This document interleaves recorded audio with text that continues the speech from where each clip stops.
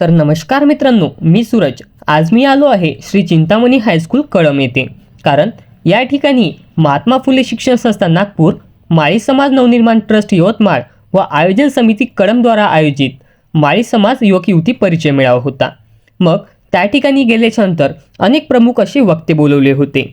तर त्या सर्वांचे अध्यक्षीय भाषण झाले, काही मुलाचे मार्गदर्शन सुद्धा केले आणि त्यानंतर मग शोध ऋणानुबंध या पुस्तकाचं प्रकाशन सुद्धा करण्यात आलं.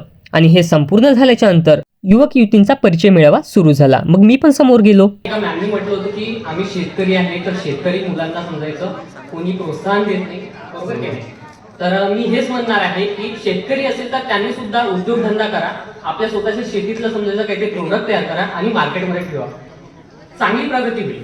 ठीक आहे, बरोबर, योग्य आहे. आपल्या प्रोडक्टबद्दल माहिती दिली, सर्वांना आवडलं, कोणी खरेदी सुद्धा केलं आणि त्यानंतर मग आम्ही दर्शनाकरिता निघून गेलो. आणि अशा प्रकारे आजचा आपला संपूर्ण दिवस पार पडला.